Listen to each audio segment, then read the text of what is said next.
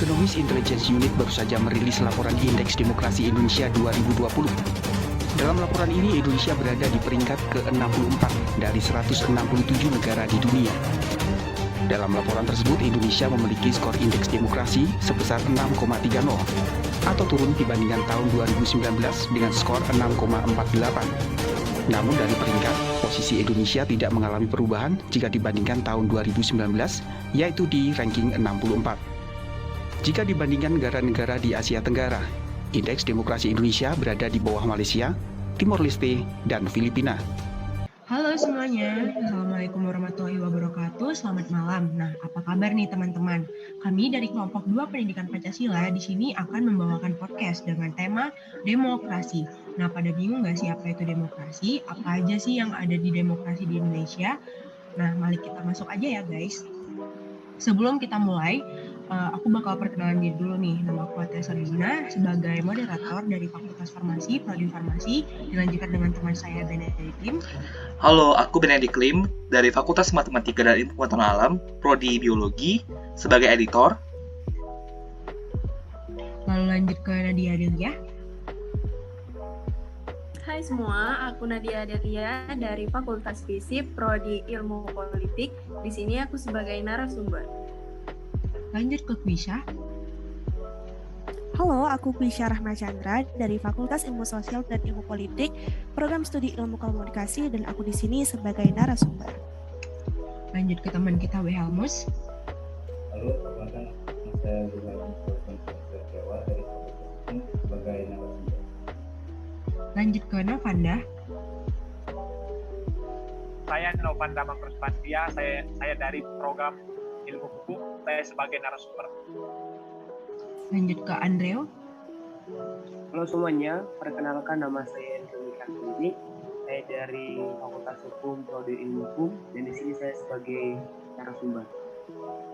Nah, dan yang terakhir, lanjut ke Riza. Halo, perkenalkan nama saya Muhammad Riza Dinata dari Prodi Farmasi, Fakultas Farmasi, dan saya sebagai narasumber. Nah, semuanya udah kenal kan nih sama teman-teman kita yang ada di kelompok 2 untuk podcast dengan tema demokrasi. Nah, teman-teman, sebelumnya coba kita sneak peek sedikit dulu ya. Demokrasi itu apa sih? Nah, pasti pada bingung nggak sih? Terlebih lagi, Indonesia merupakan negara demokrasi. Nah, teman-teman, demokrasi sendiri itu ialah bentuk pemerintahan di mana semua warga negaranya memiliki hak yang sama untuk pengambilan keputusan yang dapat mengubah hidup mereka. Nah, jadi di setiap masyarakat Indonesia memiliki hak yang sama di dalam pengambilan keputusan. Contohnya itu di saat pencoblosan presiden maupun wakil-wakil rakyat yang lain. Nah, kita lanjut saja ke pertanyaan-pertanyaan untuk teman-teman kita. Nah, menurut teman-teman di sini nih, apa sih yang kamu ketahui mengenai demokrasi? Mungkin boleh dimulai dari Riza nih. Menurut Riza sendiri itu apa sih yang dimaksud dengan demokrasi? Untuk Riza, saya persilahkan. Menurut saya, demokrasi itu adalah pemerintahan yang berasal dari rakyat, oleh rakyat, dan untuk rakyat. Menurut saya, demokrasi adalah semua orang bebas mengeluarkan pendapat atau aspirasi, dan kita juga harus mendengarkan aspirasi dari orang lain. Terutama bagi pejabat-pejabat pemerintah yang wajib mendengarkan aspirasi masyarakat. Pendengar aspirasi tersebut juga harus menjalankan pendapat yang menurutnya baik untuk semua kalangan. Itu saja dari saya, terima kasih. Nah, baik, terima kasih kepada teman kita Riza yang sudah mengeluarkan pendapatnya. Nah, dengan Riza mengeluarkan pendapat itu juga termasuk salah satu contoh dari demokrasi. Nah, jadi demokrasi itu sebagai bentuk pemerintahan rakyat karena dalam kekuasaan pemerintah terdapat porsi bagi rakyat atau orang banyak untuk mengatur, mempertahankan, dan juga melindungi dirinya dari paksaan orang lain. Nah, kita lanjut ke pertanyaan kedua. Seperti yang kita ketahui nih teman-teman, masih ada saja akar permasalahan yang saat ini masih dihadapin bangsa Indonesia. Salah satunya ialah demokrasi yang masih sangat liberal. Bagaimana sih bisa kita kaitkan hal ini dengan Pancasila? Untuk narasumber kedua, Kwisha, saya persilahkan. Baik, terima kasih Ataya sebagai moderator. Menurut saya demokrasi liberal bertolak belakang dengan demokrasi Pancasila. Karena demokrasi liberal memberikan kebebasan seluas-luasnya kepada masyarakat, sementara dalam Pancasila, masyarakat memberikan kebebasan sesuai dengan haknya dengan masih diatur oleh peraturan perundangan. Peraturan perundangan yang dibuat berasalkan dari Pancasila ini penting untuk mengatur masyarakat kita agar teratur, damai, serta sejahtera. Selain itu, pemerintahan demokrasi liberal berpusat pada pemerintahan, sementara pada Pancasila, demokrasi berkedaulatan pada rakyat. Begitu menurut saya kembalikan kepada moderator. Oke, baik. Berarti dari Quisha sendiri itu, liberalisme itu merupakan pandangan filsafat politik dan moral yang didasarkan pada kebebasan, persetujuan dari yang pemerintah dan persamaan di hadapan hukum. Nah, teman-teman, di sini bisa kita ketahui kalau misalnya sistem politik yang menganut kebebasan secara individu. Nah, di Indonesia sendiri pada tahun 1950 sampai 1959 yang dikenal pula dengan era demokrasi parlementer itu merupakan demokrasi liberal pada era ketika Presiden Soekarno memerintahkan menggunakan konstitusi UUD sementara Republik Indonesia pada tahun 1950. Nah, langsung saja kita minta pendapat narasumber yang ketiga yaitu Nadia. Untuk Nadia, saya persilahkan waktu dan tempatnya. Baik, terima kasih moderator. Saya setuju dengan pendapat dari Kak Quisha tadi bahwa demokrasi liberal itu berbanding terbalik dengan demokrasi Pancasila. Seperti yang kita ketahui bahwa sistem demokrasi di Indonesia itu sempat berubah-ubah sampai 4 kali gitu. Seperti yang kita tahu bahwa yang pertama adalah demokrasi liberal pada tahun 1950 sampai 1959, lalu demokrasi terpimpin pada tahun 1959 sampai 1966, lalu demokrasi Pancasila pada tahun 1966 sampai 1998, lalu yang terakhir adalah demokrasi reformasi pada tahun 1998 sampai dengan sekarang. Nah, perbedaan yang paling terlihat atau menonjol adalah pada demokrasi liberal dan pada demokrasi Pancasila, yang menurut saya itu benar yang dikatakan Kak Quisha bahwa demokrasi ini berbanding terbalik gitu. Jadi yang seperti kita ketahui bahwa karakteristik dari demokrasi liberal itu adalah kebebasan sebebas-bebasnya kepada masyarakat, sedangkan demokrasi Pancasila itu diambil dari musyawarah mufakat. Jadi demokrasi Pancasila ini menurut saya lebih terstruktur begitu Kak. Mengapa demokrasi Indonesia ini harus bersumber dari Pancasila? Ya karena dengan bersumber dari Pancasila, maka demokrasi diharapkan dapat berjalan sesuai dengan nilai-nilai dan tujuan setiap silanya. Dengan begitu, demokrasi bersumber dari Pancasila ini adalah sebuah kewajiban agar tidak terjadi penyelewengan demokrasi untuk kepentingan golongan maupun sepihak. Begitu menurut saya, moderator, saya kembalikan. Oke, baik. Kelihatannya makin manas nih perdebatan atau dari podcast kita ini. Terima kasih untuk teman kita Nadia sendiri. Nah, lanjut kita ke pertanyaan ketiga untuk narasumber berikutnya, yaitu, nah seperti yang kita ketahui nih ya teman-teman, Indonesia itu sudah 76 tahun yang merdeka dari bangsa-bangsa asing seperti Jepang dan juga Belanda. Menurut kalian sendiri nih, bagaimana sih demokratisasi yang bisa kamu rasakan pada masa saat ini? Apakah bebas? Apakah masih dituntut untuk diam? Atau kalian masih tidak mau menyuarakan pendapat kalian karena takut nih tiba-tiba ditangkap atau ada gimana? Boleh nih untuk teman kita Novanda Makarios untuk menyuarakan pendapat. Waktu dan tempat saya persilakan. Indonesia telah berkali-kali melakukan pergantian demokrasi pada negaranya. Hal ini tersebut dilakukan untuk mewujudkan sistem pemerintahan yang baik. Pada awalnya Indonesia pertama kali menggunakan demokrasi liberal atau parlementer pada tahun 1950 sampai 1959. Pada sistem ini, kepala pemerintahan adalah Perdana Menteri dan Presiden sebagai kepala negara. Pada demokrasi liberal atau parlementer sering terjadinya pergantian kabinet dan juga terjadinya pergantian kabinet disebabkan oleh tidak berjalannya lancarnya dalam pembangunan nasional dan juga munculnya berbagai pemberontakan di daerah-daerah Indonesia seperti pemberontakan dari RMS, Permesta dan juga pemberontakan dari APRA.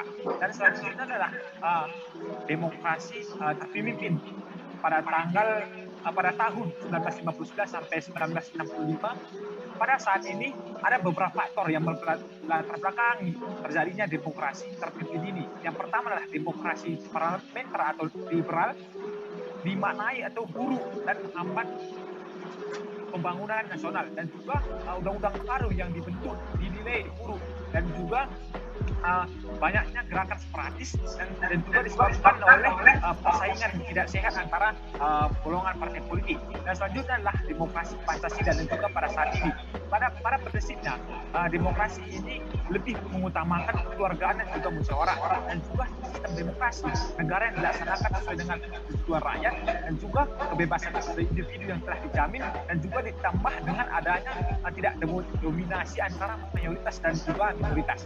Mungkin saya bisa jelaskan atau saya berikan, saya kembalikan. Oke, baik, terima kasih teman kita Novanda Makarios untuk pendapatnya mengenai demokrasi. Nah, teman-teman, selanjutnya ialah ada narasumber selanjutnya, yaitu Welson. Untuk Welson, tempat dan waktu saya persilahkan. Baik, seperti yang kita ketahui, sistem demokrasi yang dianut oleh Indonesia saat ini adalah sistem demokrasi Pancasila, di mana demokrasi yang dilaksanakan berdasarkan musyawarah untuk mufakat dan rakyat. Namun belakangan ini demokrasi itu cenderung ke arah oligarki. Oligarki mendukung konstitusi lain terus menerus berhubungan dengan para pejabat kekuasaan, dengan mereka yang memiliki kekuasaan dan kekayaan untuk unggul atau utamakan. Era demokrasi di Indonesia saat ini masih dikuasai oleh aktor-aktor politik yang berdiri dengan kekuasaan, kekayaan, dan bantuan orang oleh pejabat. Era kita berubah, tapi masih banyak untuk kekuatan politik yang menduduki kekuasaan politik Indonesia. Dan cenderung tersebut menduduki politik Indonesia melalui investasi politik. Walaupun kekuasaan yang berbagai, tapi mereka menunjukkan dengan investasi kekuasaan. Mereka menjadi para aktor-aktor politik agar dapat mengakomodasi di pemerintah. Padahal yang jelas bahwa yang berkuasa adalah aktor tersebut, melainkan para rezim terdahulu yang bisa merupakan kekuasaan politik. Demikian. Nah, terima kasih kepada teman kita Wilhelmi Setiawa untuk menyuarakan pendapatnya. Nah, seperti yang kita tahu nih teman-teman, Indonesia itu udah merdeka 76 tahun. Tapi menurut aku sendiri, nggak semua orang berani untuk menyuarakan pendapatnya. Kenapa? Yang pertama mungkin tidak dihargai sama negara kita sendiri. Karena ketika kita menyuarakan pendapat, sekarang itu terlebih kayak kita harus mengikuti aturan dari pemerintah itu sendiri. Jadi mungkin banyak rakyat Indonesia yang merasa tidak nyaman ketika menyuarakan pendapat. Lalu ada pertanyaan keempat nih, pertanyaan terakhir. Terkait dengan desain kelembagaan negara Indonesia, apakah kamu juga turut merasakan perbedaan yang signifikan? Kepada teman kita Andrew, saya persilakan waktu dan tempat. Baik, terima kasih kepada moderator ya atas kesempatannya. Untuk teman-teman semuanya, kalau kita berbicara mengenai perbedaan yang signifikan dari desain kelembagaan negara, tentu saja ada perbedaannya. Seperti yang kita ketahui juga bahwa negara Indonesia adalah negara yang menganut asas demokrasi, yang mengacu pada pelaksanaan teori res politika dari Montesquieu, di mana yang kita ketahui bahwa teori res politika ini membagi 3 kekuasaan yang ada. Itu badan legislatif itu merupakan badan yang membuat undang-undang, badan eksekutif itu merupakan badan yang melaksanakan ataupun kekuasaan yang melaksanakan undang-undang, dan badan yudikatif itu merupakan badan yang melakukan pengawasan terhadap pelaksanaan undang-undang tersebut. Nah, pada awal reformasi telah dilakukan perubahan ataupun amandemen terhadap Undang-Undang Dasar 1945. Hal ini dilakukan agar undang-undang yang berlaku tetap sesuai dengan kehidupan masyarakat dan mendukung pencapaian tujuan nasional.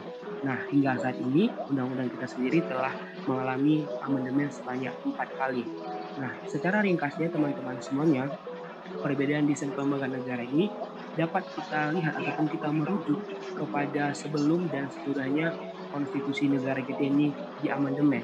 Di mana sebelum diamandemen ya, desain kelembagaan negara kita itu berbentuk vertikal hierarkis, yaitu di mana MPR sendiri memiliki kedudukan di atas DPR, Presiden, BPK, MA, dan DPA. Ini teman-teman bisa baca dari pasal 1 ayat yang kedua Undang-Undang Dasar 1945.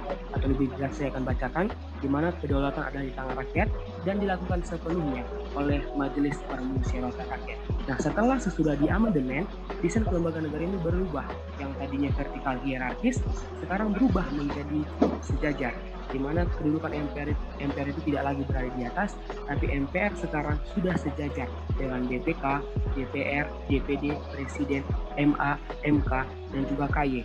Nah, selain itu, tugas dan wewenang lembaga negara ini juga otomatis pasti ada yang berubah ya teman-teman. Nah, dan yang perbedaan lainnya juga dapat kita rasakan bahwa perubahan ini terjadi dari desain lembaga negara. Kalau dulu sebelum diamandemen itu pengangkatan presiden dan wakil presiden itu diberhentikan oleh MPR dan diangkat oleh MPR, dan di mana presiden ini bertanggung jawab kepada MPR. Nah, sedangkan sudah diamandemen, presiden wakil presiden ini dipilih oleh rakyat dan bertanggung jawab kepada rakyat.